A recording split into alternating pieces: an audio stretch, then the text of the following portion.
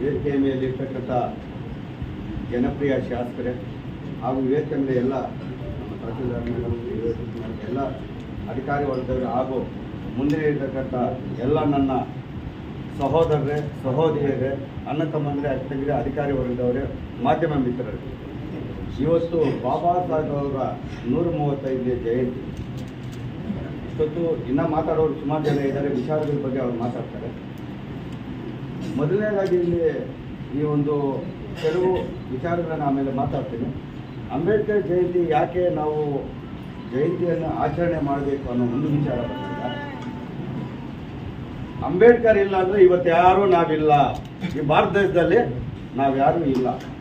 ಅಂಬೇಡ್ಕರ್ ಇಲ್ಲದೆ ಇದ್ದಿದ್ರೆ ಇವತ್ತು ನಾವು ಒಂದು ಈ ಥರ ಡ್ರೆಸ್ ಹಾಕ್ಕೊಂಡು ಬಂದು ಈ ಥರ ಅಧಿಕಾರದಲ್ಲಿ ಕೂತ್ಕೊಟ್ಟಿರ್ತಕ್ಕ ಎಲ್ಲ ಅಧಿಕಾರ ವರ್ಗದವರು ಅಷ್ಟೇ ಯಾರೇ ಆಗಲಿ ಸೀಟ್ ಮೇಲೆ ಕೂತ್ಕೊಳ್ಳೋಕ್ಕೆ ಅವಕಾಶ ಆಗ್ತಾ ಇರಲ್ಲ.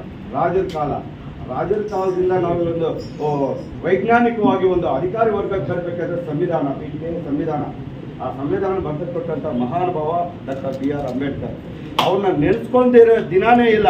ಇಡೀ ಭಾರತ ದೇಶದಲ್ಲ, ಇಡೀ ವಿಶ್ವೇ ಅವ್ರನ್ನ ಕೊಂಡಾಡ್ತಾ ಇದೆ. ಯಾಕಂದರೆ ಇಡೀ ಭಾರತ ದೇಶದಲ್ಲಿ ಇನ್ನೂ ಅವರು ಎಲ್ಲೋ ಒಂದು ಕಡೆ ವರ್ಗಕ್ಕೆ ಒಂದು ಜಾತಿಗೆ ಸೀಮಿತ ಮಾಡ್ತಾ ಇದ್ದಾರೆ. ಬೇರೆ ವರ್ಲ್ಡಲ್ಲಿ ಎಲ್ಲ ಕಡೆಯೂ ಅವ್ರನ್ನ ವಿಶ್ವ ನಾಲೆಡ್ಜ್ ಡೇ ಅಂತ ಮಾಡ್ತಾ ಇದ್ದಾರೆ. ಹಾಗಾಗಿ ನಾವ್ಯಾಕೆ ಈ ವಿಶ್ವ ನಾಲೆಡ್ಜ್ ಡೇ, ವಿಶ್ವ ಮಾನವನ್ನ ಬರೀ ಒಂದು ಜಾತಿಗೆ ಸೀಮಿತ ಮಾಡ್ತಾ ಇದ್ವಿ? ಇದು ಎಲ್ಲೋ ಒಂದು ಕಡೆ ನಮಗೆ ನಾವೇ ಅರ್ಥ ಮಾಡ್ಕೋಬೇಕು. ಅಂಬೇಡ್ಕರನ್ನ ಒಂದು ಜಾತಿಗೆ, ಒಂದು ವರ್ಗಕ್ಕೆ, ಒಂದು ದೇಶಕ್ಕಲ್ಲ, ಇಡೀ ವಿಶ್ವಕ್ಕೆ ಅವರು ವಿಶ್ವ ಮಾನವ. ಹಾಗಾಗಿ ವಿಶ್ವ ಮಾನವನ್ನ ಅಂಬೇಡ್ಕರ್ ಜಯಂತಿಯನ್ನು ಎಲ್ಲೋ ಒಂದು ಕಡೆ ನಾವು ಸುಮಾರು ವರ್ಷಗಳಿಂದ ಹೋರಾಟಗಳು ಮಾಡ್ಕೊಂಡು ಬರ್ತಾನೆ ಇದ್ದೀವಿ. ಎಲ್ಲೋ ಒಂದು ಕಡೆ ನಮಗೆ ಈ ಒಂದು ನಮ್ಮ ಜನಪ್ರಿಯ ಶಾಸಕರಾದಂಥ ಸಮೃದ್ಧಿ ಮಂಜಣ್ಣವರು ಬಂದ ಮೇಲೆ ಎಲ್ಲೋ ನಾನು ಒಂದು 20 ವರ್ಷದಿಂದ MLAಗಳ ಜೊತೆ ಒಡನಾಟ ಇದೆ. ಅವರ ಜೊತೆ ಇಂದ ಇರೋದು ಮಂಜುನಾಥ್ ದತ್ತೂರು ಮಂಜಣ್ಣಯಿಂದ ಇರೋದು, ನಾಗೇಶ್ ಅವರಿಂದ ಇರೋದು, ಮತ್ತು ನೀವು ಬಂದಿದೆ ರಿಸರ್ವೇಷನ್ ಬಂದಮೇಲೆ ಆಲಂಗೂರು ಸೀನನ್ ಜೊತೆ ಇದನ್ನು ನಾವು ಎಲ್ಲೋ ಒಂದು ಕಡೆ ಒಡನಾಟ ಇದೆ. ಆದರೆ ಎಲ್ಲೋ ಒಂದು ಕಡೆ ಆಲಂಗೂರು ಸೀನನ್ನು ಯಾನಕ್ಕೆ ನೆನೆಸ್ಕೋಬೇಕಾದ್ರೆ ಇವತ್ತು ಮುಳಬಾಗ್ಲಲ್ಲಿ ಒಂದು ಟವರ್ ಆಗ್ತಾ ಇತ್ತು ಅಂಬೇಡ್ಕರ್ ಸರ್ಕಲ್. ಅಲ್ಲಿ ಆ ಟವರ್ ಮಾಡಬೇಕಂತ ಎಲ್ಲ ಮುಸಲ್ಮಾನರು ಎತ್ತಿಡಿದಾಗ ಏಕೈಕ ವ್ಯಕ್ತಿ ಅವ್ರ ನಂತರ ಅಸೆಂಬ್ಲಿ ರೋಡಿ ಅಂತ ಇದ್ರು. ಏನಾದರೂ ತಗೊಳ್ಳಿ ಗತ್ತಾಗಿ ತಗೊಳ್ತಾ ಇದ್ರು. ಆ ಅಂಬೇಡ್ಕರ್ ಸ್ಥಾಪನೆ ಮಾಡಿ ಇಡೀ ಒಂದು ನಮ್ಮ ತಾಲೂಕಿಗೆ ಕೊಡುಗೆ ಕೊಟ್ಟಂಥ ಮಹಾನುಭಾವ ಇವತ್ತು ಅವ್ರು ನಾವು ನೆನೆಸ್ಕೊಂಡು. ಆದರೆ ಅದಕ್ಕೆ ತದನಂತರ ಎಲ್ಲೋ ಒಂದು ಕಡೆ ಸಣ್ಣ ಪುಟ್ಟ ಕೆಲಸಗಳು ಮಾಡ್ಕೊಂಡು ಬಂದಿದ್ದಾರೆ ರಿಸರ್ವೇಷನ್ ಬಂದಮೇಲೆ. ಅದಾದಮೇಲೆ ಅಂಬೇಡ್ಕರ್ ಸ್ಟ್ಯಾಚ್ಯೂಗೆ ಮೇಲ್ಛಾವಣಿ ಬೇಕಂತ 20 ವರ್ಷದ ಹೋರಾಟದಲ್ಲಿ ತಮ್ಮಿಂದನೇ ಆಗಿದೆ.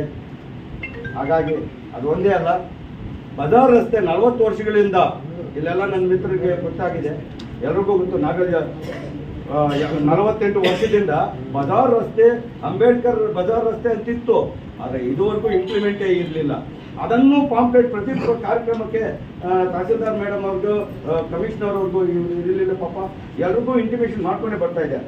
ಹೋದ ವರ್ಷ ಅಂಬೇಡ್ಕರ್ ಜಯಂತಿಗೆ ತಮ್ಮ ಕೈಯಿಂದನೇ ಅಂಬೇಡ್ಕರ್ ಬಜಾರ್ ರಸ್ತೆ ಬೋರ್ಡು ಹಾಕಿದ್ದಾರೆ. ಅದಾದಮೇಲೆ ಅಂಬೇಡ್ಕರ್ ಭವನ ಬೇಕು ಅಂತ 2000 DK ರವಿ ಸಾರ್ ಇದ್ದಾಗ ಗಲಾಟ ಮಾಡಿ ಎಲ್ಲೋ ಒಂದು ಕಡೆ 31 ಗುಂಟೆ ಇದ್ದೀವಿ. ಆ ಜಾಗ ಸಾಲಲ್ಲ, ಮುಂದ್ಗಡೆ ಮಶಾನ ಇದೆ, ಅದು ಅಡ್ಜಸ್ಟ್ ಆಗಲ್ಲ ಅಂತ. ಅದು ಬಂದ ಮೇಲೂ ಅಲ್ಲೇ ಮಾಡಬೇಕು ಅಂತ ನಾವು ಒತ್ತಾಯ ಇತ್ತು. ಎಲ್ಲೋ ಒಂದು ಕಡೆ ನೀವು ಇಟ್ಕೊಂಡು ಇದು ಜಾಗ ಸಾಲಲ್ಲ, ಇನ್ನೂ ಸ್ವಲ್ಪ ಜಾಗ ಎಕ್ಸ್ಟ್ರಾ ಕೊಟ್ಟು ಮತ್ತಷ್ಟು ಅವಾಗ 1,25,00,000 ಬಂದಿತ್ತು, 3.25 ಕೋಟಿ ಹಾಕಿ ಅನುಕೂಲ ಮಾಡಿಕೊಟ್ಟಿದ್ದೀರಾ. ಇವೆಲ್ಲ ಯಾಕೆ ಹೇಳ್ತಾ ಇದ್ದೀನಿ ಅಂದರೆ ಮುಂದೆ ಇನ್ನೂ ಮಾಡಬೇಕಾಗಿರೋ ಕೆಲಸಗಳು ಜಾಸ್ತಿ ಇದೆ.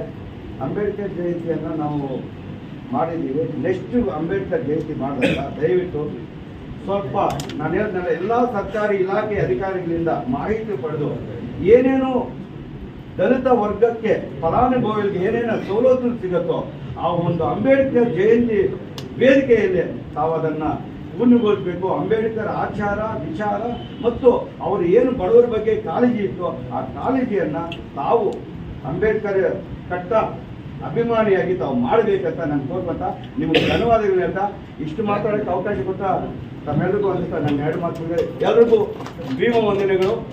ಅಂಬೇಡ್ಕರ್ 35ನೇ ಜಯಂತಿ ಶುಭಾಶಯಗಳು.